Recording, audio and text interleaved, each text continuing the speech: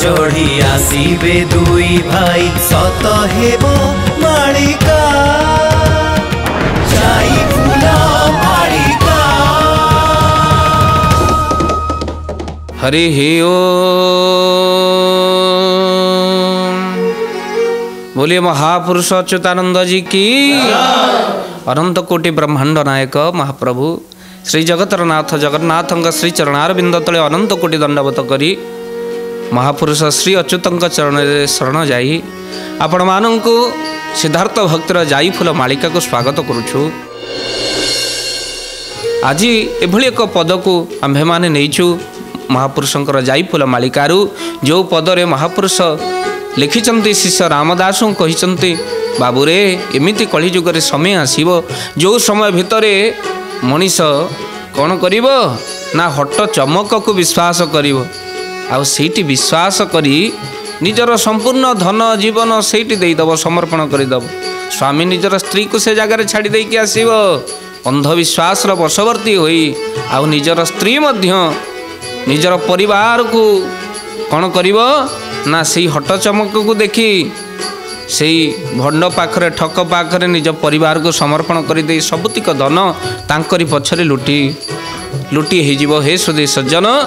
एमिति समय आसीब जो समय भितरे कहले हट चमकरे माती हट चमकरे माती हट चमकरे माती हट चमकरे माती गुरु गोविंद रे न देवे मती लो जाई फूल से भोगिबे नाना दुर्गति से भोगिबे नाना दुर्गति से भोगिबे नाना दुर्गति से भोगिबे नाना दुर्गति। बोलिए महापुरुष अच्युतानंद जी की। महापुरुष कहउचंती गुरु गोविंद रे मती देवे नहीं गुरु करिवे नहीं गुरुंकर उत्तम शिक्षा को ग्रहण करिवे नहीं नाना आदि प्रकार हट चमक देखेला जीए एबे तो चमत्कार को नमस्कार जी चमत्कार देखेला सेठी नमस्कार आ प्रकृत साधु जी से चमत्कार देखांती ना बरम संस्कार देखांती। हे सुधी सज्जन कहीं कथा मु कहूँ आपण मानक महापुरुष जाई फूल मालिकारे लिखिचंती तांकर गति कौन हम जी चमत्कार को नमस्कार पके निजर सर्वस्व लुटी दउची आपण जानिथिबे तांक पाखरे समर्पण कर दउची से ठक मानक पाखरे शेष रे भोगिबे नाना दुर्गति से ठक तो भोगे किंतु ताको विश्वास करुवा लोक मध्य भोगंती तेणु गुरु गोविंद रे मती देवा पाई संपूर्ण रूपे जाई फूल मालिका निर्देश दौरान उचित और सत मार्ग रे चलिबा पाई ये हट चमक रे बिल्कुल विश्वास करंतु नाही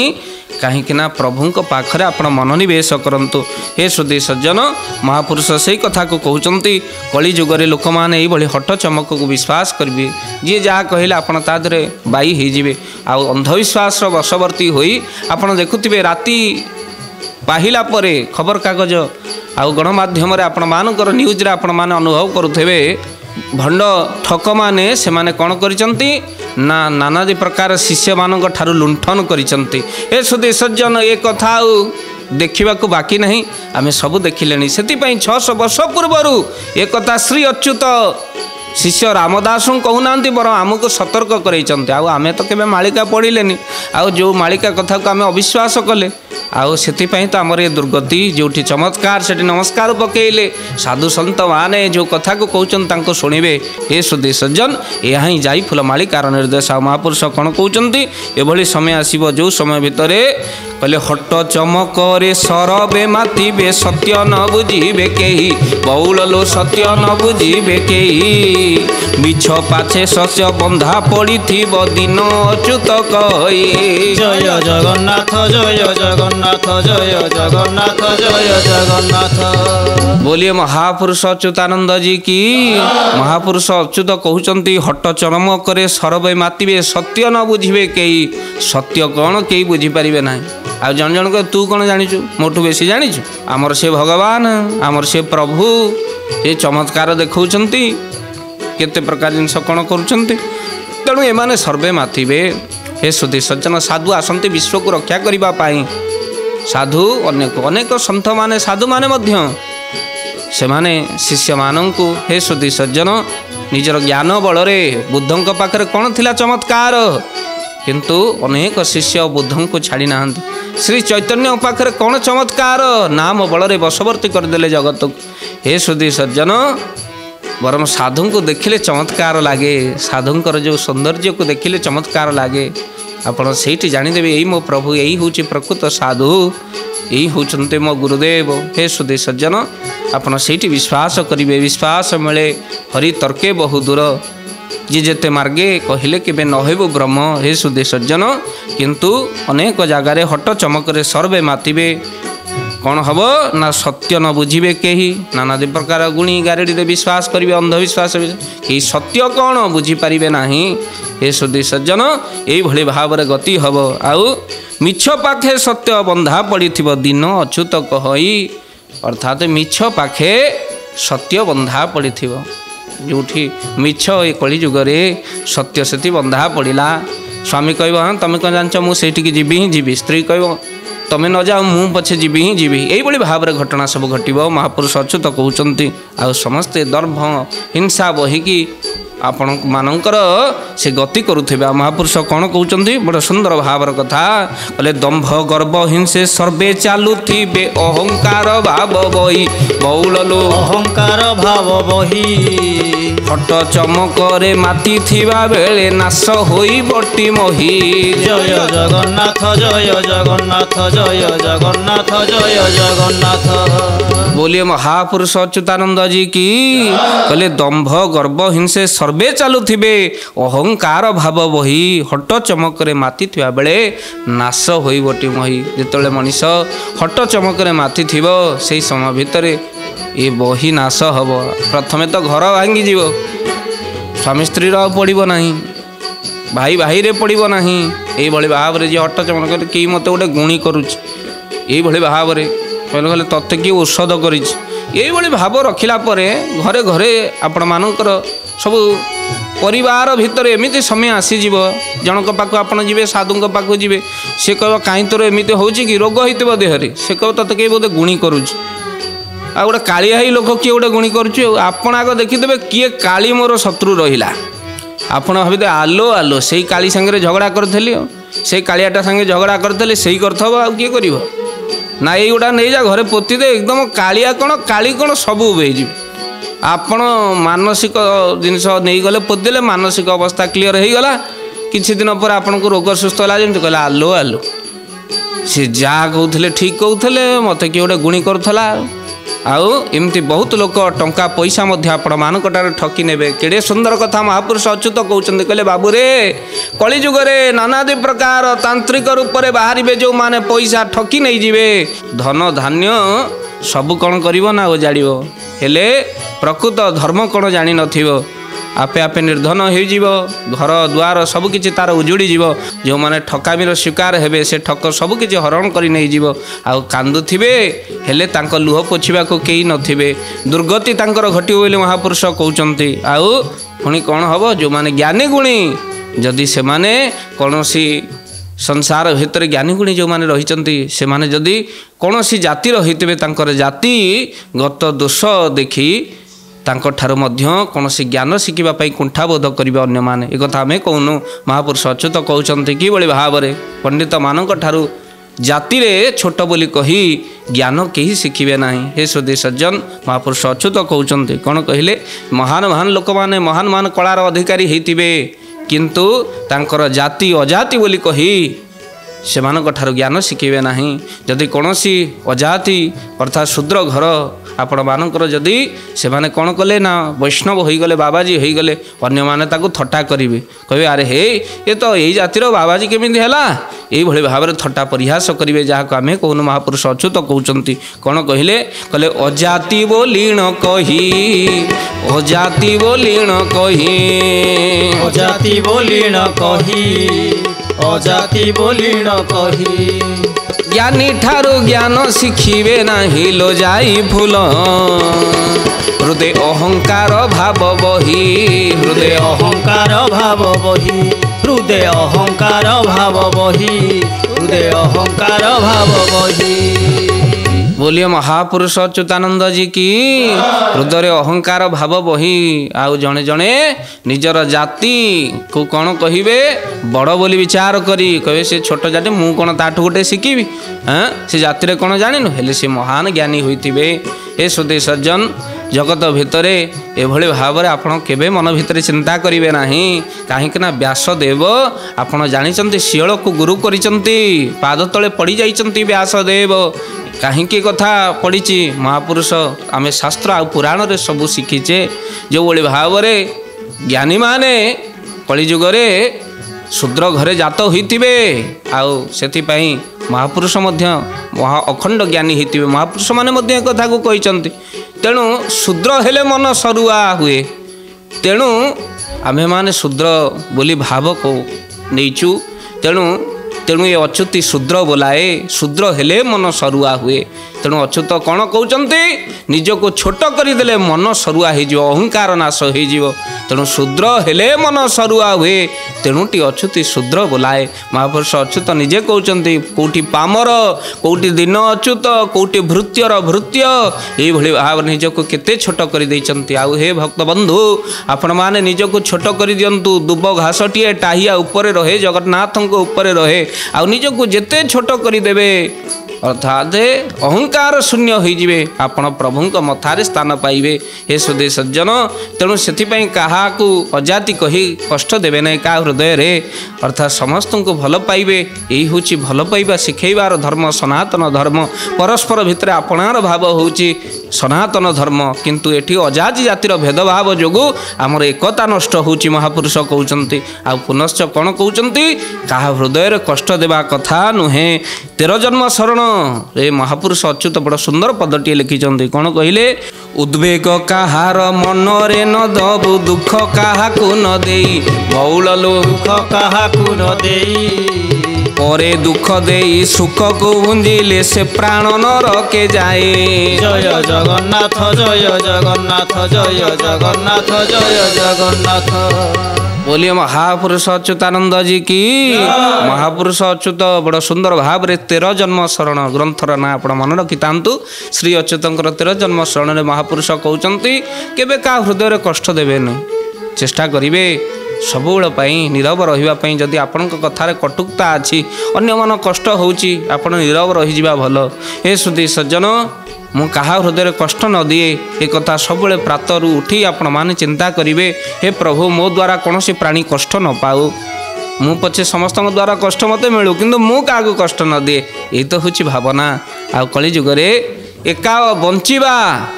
जो मनुष्य केवल चिंता करे मु केमती भले रहे मु केवल बंचे या स्वार्थ कहती बंचिबा कहती नहीं मु कहा हृदय कष्ट न दिए यही तो हूँ मानव जीवन धर्म अच्युत कौन कहले उद्वेग कहार मनरे न दबु दुख क्या न दे क्या दुख देवा ठीक नुहे आ पर दुख दे सुख को भुंजिले पर को दुख दे अनेक कष्ट दे सुख को भुंजिले से प्राण नरके जाई आमे माने नरक गति आमको प्राप्त होगा जड़े कांदुथब जड़े कष्ट भोगुथब आमे किंतु महासुखरे थबा महासुख को सीना ये किछि समय किछि क्षण प्राप्ति करिबा किंतु महापुरुष अच्युत कहिले से प्राण घोर नरक को जीव से प्राण नरके जाई तेणु आपण माने दुख देवा पूर्वर क्या सहित चिंता करेंगे आपणकर गति कौन हम नरकर गति अच्युत महापुरुष एक कथा सतर्क करुँच जाई फूलमालिका जीव भितर आमर संस्कार कौटू आसे गुरुंक पाखरे सिना बसिले गुरुंक ठारू किछि उपदेश शिखिले आमे गुरुंक पाखरे अहंकार बही बसिबा नाही शिखिबा नाही आमर कौटू आसीबो ए कथा आमे कहूनु महापुरुष अच्युत बड़ सुंदर भाव में कहउचंते कौन कहले कहले गुरु पाद दोक हृदय रे थिले गंतव्य पथ दिशिब बहुल लो गंतव्य पथ दिशिब घोर कली रीति विभाजन होई सुगति पथ लभिब जय जगन्नाथ जय जगन्नाथ जय जगन्नाथ जय जगन्नाथ बोलिए महापुरुष अच्युतानंद जी की। अनेक मन भितर भावंती गुरु पाद दोक कहले गुरु पाद धुआ पानी भक्तबंधु आपण मान को कही रखा चाहे गुरु पाद गुरुंकर पाद दोक कहले गुरुंकर जो बाणी ताकू जदि आपण मानिबे गुरु पाद दोक सहित गुरुंकर पादरु जो अमृत बाहरी गुरुंक पदरु जो अमृत बाहरी से पदरु अमृत ଯାହା କହିଛନ୍ତି ଗୁରୁଦେବ ତାକୁ ଯଦି ଆପଣ ମାନିବେ ଆପଣଙ୍କର ଅଗ ଗୋଡ଼ରେ କଣ୍ଟା ବାଜିବେ ନାହିଁ। ମହାପୁରୁଷ ଏଇ କଥାକୁ କହୁଛନ୍ତି, ଗୁରୁ ପାଦୋଦକ ହୃଦୟରେ ଥିଲେ ଗନ୍ତବ୍ୟ ପଥ ଦିଶିବ। ଯିବାର ବାଟ, ସାରା ଜୀବନ ରାସ୍ତା, ଏଇ ଜୀବନ କିଭଳି ଭାବରେ, ତେଣୁ ମନୁଷ୍ୟ ଜୀବନ କେତେବେଳେ ଖାଲ କେତେବେଳେ ଢିପ। ଏ ସୁଧୀ ସଜ୍ଜନ, ଏ ଖାଲ ଢିପର ରାସ୍ତା ସୁଗମ ହେଇଯିବ। ଗୁରୁ ବାକ୍ୟକୁ ମାନିଲେ, ଗୁରୁ ପଦକୁ ମାନିଲେ, ଅମୃତ ଝରୁଛି ଯେଉଁ ପଦରୁ ଗୁରୁଙ୍କର, ଯାହା କହିଛନ୍ତି ଉପଦେଶ ଦେଇଛନ୍ତି ତାକୁ ଯଦି ଆମେ ମାନିବା ଆମ ଅଗ ଗୋଡ଼ରେ କଣ୍ଟା ବାଜିବ ନାହିଁ, ଗନ୍ତବ୍ୟ ପଥ ଦିଶିବ ବୋଲି ଅଚ୍ୟୁତ କହୁଛନ୍ତି। ଆଉ ଘୋର ରୀତି ବିଭାଜନ ହୋଇ ସୁଗତି ପଥ ଲାଗିବ, ଗତି ଆମର ନିର୍ମଳ ହେଇଯିବ। ଯେଉଁଠି ଗୁରୁ ବାକ୍ୟ ଆମ ପାଇଁ କ'ଣ ରହିଛି, ଶିଷ୍ୟମାନେ କୁହନ୍ତି ଧ୍ୟାନ ମୂଳଂ ଗୁରୁ ମୂର୍ତ୍ତି। ହେ ସୁଧୀ ସଜ୍ଜନ,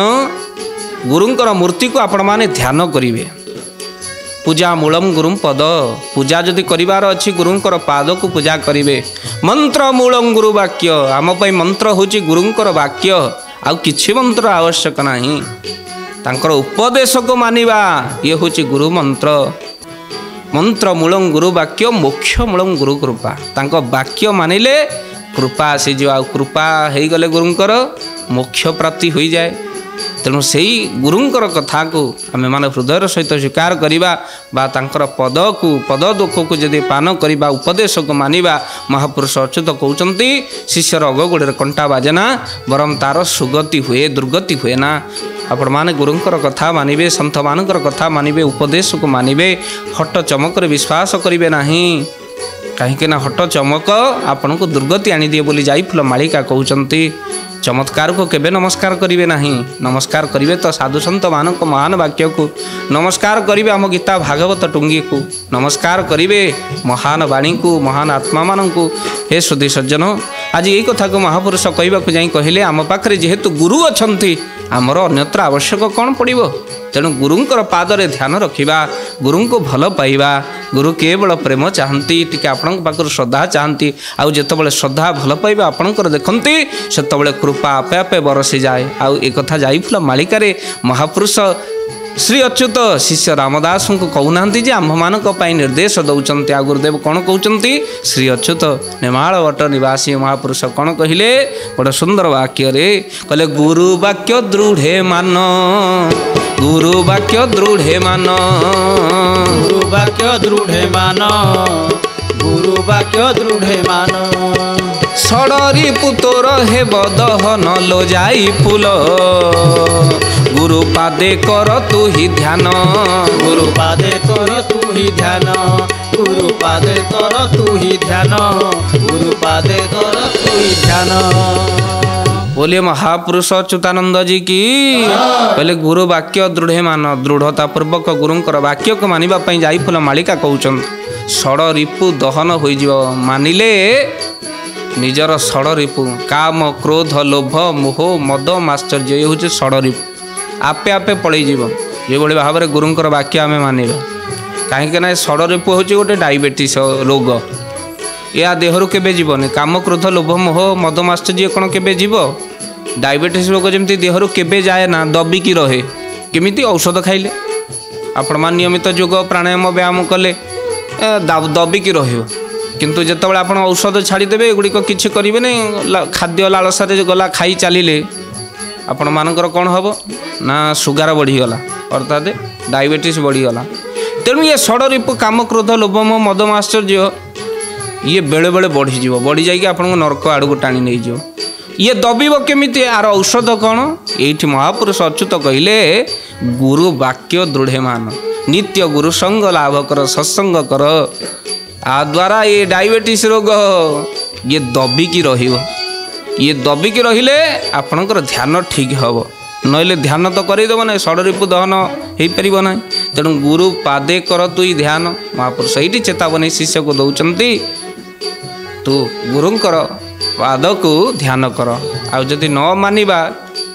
ये जाईफुल मालिकार कथा को न मानिबा, गुरुंकर उपदेश न मानिबा, आमर कौन हम ना दुर्गति हम। छिन्न भिन्न वर्षा बादल परी आमर गति पथ नष्ट हो। एते सुंदर देवदुर्लभ मनुष्य जन्मर लाभ आम उठे पारिबा नहीं। तेणु अच्युत कहउचंदी बड़ सुंदर भाव में, कहले मनरे जदि मानिलु नहीं तू कहीं बाई होचु आउ कौन कहते महापुरुष अच्युत कहले कहली जेते मन मानिलु नाही श्री राम जय राम जय जय राम फल संसारे पड़ी होइलु बाई श्री राम जय राम जय जय राम बोलिए महापुरुष अच्युतानंद जी की महापुरुष अच्युत कहते बाबू रे कहली मन तू ही मानिलु नहीं जेते कहले तू मानिलु नहीं आउ ये घोर संसार रे पड़ी कौन होचु ए खल संसार रे पड़ी होइलु बाई सब कहूँ मोर मोर किछि नुहरे तोर सबू कहू मोर मोर आउ जहाँ को कहूँ तू मोर मोर सी थिला आउ कार आउ तू गला पर हो जीव पुणी आउ कार सी भी कह मोर मोर तेणु महापुरुष कौन कहले कहले मन आरे मानिलु नहीं जेमती मानिलु नहीं से भाव में तू एबे भोग कष्ट दुख शोक ये पड़ी तू घांटी हो किंतु जदि मो कथा मानी थांतु दुख कष्ट दूर होई तोर परम गति प्राप्त करी थांतु आ हे सुधी सज्जन महापुरुष कहते ये भाव में गुरु आज्ञा न मानिले आमर ये गति हम तेणु सर्वे संसार भितरे जो माने भक्त माने रही सर्वभक्त माने ए कथा को आगुरु जानी से माने बेल आगरु गुरु आश्रित हूँ खाली गुरु आश्रित हो गले हेनी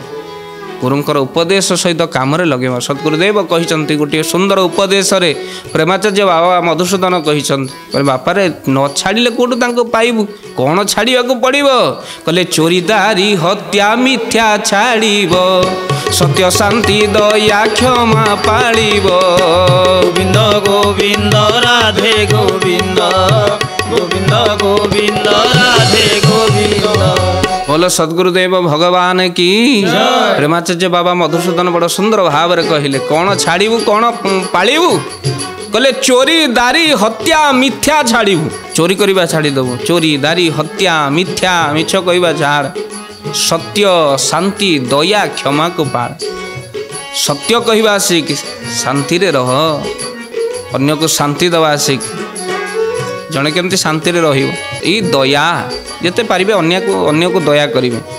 श्रीमद भागवत अति बड़ी जगन्नाथ दास बड़ सुंदर पदटी लिखिचंती ओडिया भागवत चंद्रमरा शास्त्र फूल बहुटी संध्या बेले जो भागवत पढ़िले घर पवित्र हो जाए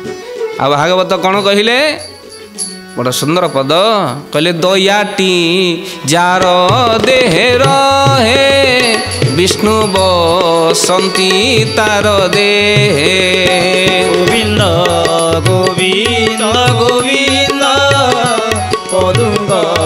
रुचि मकर बोलो सच्चिदानंद भगवान की दयाटी जो मानकर हृदय रहे भारी दयाशील विष्णु तांको हृदय को त्याग करि पारे ना हे सुधी सज्जन महापुरुष अच्युत पुनश्च कहते बाबूरे मो कथा को जदि मानिबो तोर सुगति हब नहले दुर्गति हब श्री अच्युत शिष्य रामदास को अति सुंदर भाव में जाई फूल मालिकारे कलिर आगत भविष्यत कहवा सहित सतर्क करुचंती सावधान करुचंती आ बाट बतौचंती आम मानक पई माध्यम केवल शिष्य रामदास हे सुधी सज्जन प्रत्येक दिन आपण माने देखंतु जाई फूल मालिका पुनश्च आमे माने जाई फूल मालिका रे शिष्य रामदास गुरुदेव कौन कहते से कथा को नहीं आमे माने आपण पाखरे उपस्थित हेबु किंतु आज नुहे भक्त बंधु परवर्ती अध्याय रे आलोचना करिबा जाई फूल मालिका दुई बार प्रभुंक नाम नवा वाणी को विश्राम दवा ओम कृष्ण मधुसूदन वासुदेव जनार्दन ओम कृष्ण मधुसूदन वासुदेव जनार्दन ओम कृष्ण मधुसूदन वासुदेव जनार्दन ओम कृष्ण मधुसूदन वासुदेव जनार्दन ओम कृष्ण मधुसूदन वासुदेव जनार्दन ओम कृष्ण मधुसूदन वासुदेव जनार्दन ओम कृष्ण मधुसूदन वासुदेव जनार्दन ओम कृष्ण मधुसूदन वासुदेव जनार्दन बोलिए महापुरुष अच्युतानंद जी की